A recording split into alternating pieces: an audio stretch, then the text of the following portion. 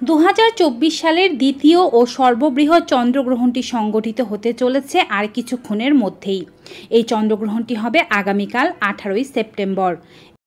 এই চন্দ্রগ্রহণের সঠিক সময়সূচি এখন পর্যন্ত যারা জানেন না তারা সম্পূর্ণ ভিডিওটি দেখুন। ভারত, বাংলাদেশ সহ পৃথিবীর কোন কোন দেশ থেকে কোন সময় এই গ্রহণটি দেখা যাবে তা এই ভিডিওটির মাধ্যমে জানানো হবে। এই গ্রহণের সূতককাল বৈধ হবে কিনা তাও জানানো হবে। গ্রহণের উপচ্ছায়া থেকে শুরু করে উপচ্ছায়া শেষ সমস্ত সময় এই ভিডিওটির মাধ্যমে জানতে পারবেন। চ্যানেলে নতুন হয়ে থাকলে চ্যানেলটি সাবস্ক্রাইব করবেন। ফেসবুক পেজ থেকে আমাদেরকে দেখে থাকলে পেজটি ফলো করতে ভুলবেন না। চলুন শুরু করা যাক। এর আগে একটি চন্দ্রগ্রহণ হয়েছিল যেটি হয়েছে 25শে মার্চ। তারপরে একটি সূর্যগ্রহণ হয়েছিল 8 এপ্রিল। এবারে বছরের দ্বিতীয় চন্দ্রগ্রহণ হতে চলেছে এবং গ্রহণ হিসেবে তৃতীয় গ্রহণ হতে চলেছে। এটি হবে 18 সেপ্টেম্বর। 18 সেপ্টেম্বরের পরে আবার 2 অক্টোবর একটি সূর্যগ্রহণ আছে এবং 17 অক্টোবর আবার একটি চন্দ্রগ্রহণ আছে।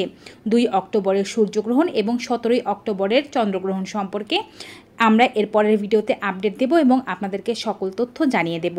এবারে বলছি 18 সেপ্টেম্বরের এই চন্দ্রগ্রহণটি কোন কোন এলাকা থেকে দেখা যাবে।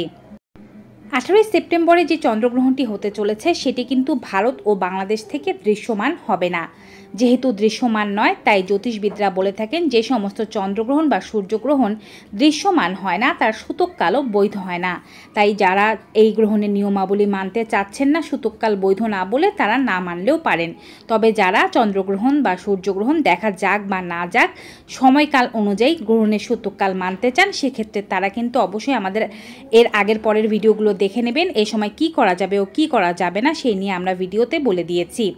এবারে বলছি কোন কোন দেশ থেকে দেখা যাবে।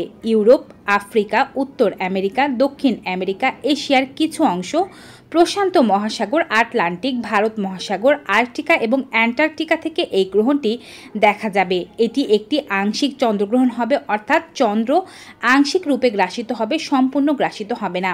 মনে রাখবেন এই গ্রহণটি যখন দেখা যাবে তখন আমাদের এখানে দিন এবং পৃথিবীর বিভিন্ন দেশে যখন রাত সেখান থেকে এই গ্রহণটি সরাসরি দেখা যাবে।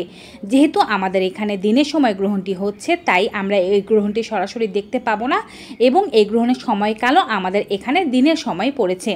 অনেকে প্রশ্ন করেন চন্দ্রগ্রহণ কিভাবে দিনে হয় বা সূর্যগ্রহণ কিভাবে রাতে হয়।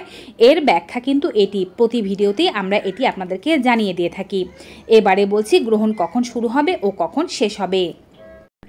ভারতীয় সময় অনুযায়ী আগামীকাল 18 সেপ্টেম্বর সকাল 6:11 গ্রহণের উপচ্ছায়া প্রবেশ করবে। গ্রহণ শুরু হবে 7:42। গ্রহণ সর্বোচ্চ অবস্থায় থাকবে 8:14। গ্রহণ শেষ হয়ে যাবে 8:45 এবং গ্রহণের উপচ্ছায়া ছেড়ে যাবে 10:17। এখন অনেকেরই প্রশ্ন, তারা উপচ্ছায়া শুরুর সময় 6:11 থেকে উপচ্ছায়া শেষের সময় 10:17 পর্যন্ত মানবেন, নাকি শুধুমাত্র গ্রহণ যখন শুরু হবে অর্থাৎ 7:42 থেকে গ্রহণ যখন শেষ হবে 8:45 পর্যন্ত মানবেন। যেহেতু এই গ্রহণটি আমাদের এখান থেকে দেখা যাচ্ছে না, এর সূতককালও বৈধ নয় বলেই বলা হয়েছে, তাই আপনারা শুধুমাত্র গ্রহণ শুরুর সময় এবং শেষের সময়টুকু মানলেই যথেষ্ট। এবারে বলছি বাংলাদেশের সময় কখন এই গ্রহণটি দেখা যাবে। বাংলাদেশের সময় অনুযায়ী 18 সেপ্টেম্বর গ্রহণের উপচ্ছায়া প্রবেশ করবে 6:41। গ্রহণ শুরু হবে 8:12। গ্রহণ সর্বোচ্চ অবস্থায় থাকবে 8:44। গ্রহণ শেষ হয়ে যাবে 9:15 এবং উপচ্ছায়া ছেড়ে যাবে 10:47। এখানেও ঠিক একই, যারা উপচ্ছায়া সময়কাল মানতে চান তারা 6:41 থেকে 10:47 পর্যন্ত মানতে পারেন। আর যেহেতু এর সূতককাল বৈধই নয়, আপনারা চাইলে কিন্তু 8:12 যেহেতু গ্রহণ শুরু হবে তখন থেকে 9:15 পর্যন্ত মানতে পারেন। এবারে বলছি ভারত, বাংলাদেশ ছাড়া পৃথিবীর অন্যান্য দেশের মানুষজন কিভাবে সময়সূচি বের করবেন।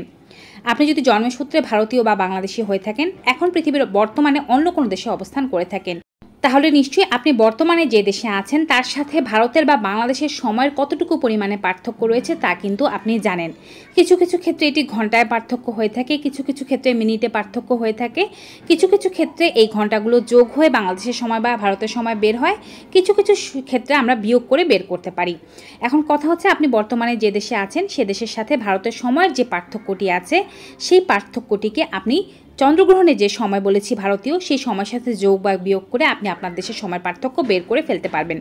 বাংলাদেশের ক্ষেত্রেও ঠিক তেমনই। আপনি যদি অন্য কোনো দেশে অবস্থান করে থাকেন, বাংলাদেশের যে সময় বলেছি সেই সময়ের সাথে আপনার দেশের সময় পার্থক্যকে যোগ বা বিয়োগ করে নিয়ে আপনি চন্দ্রগ্রহণের সঠিক সময়সূচি বের করে ফেলতে পারবেন।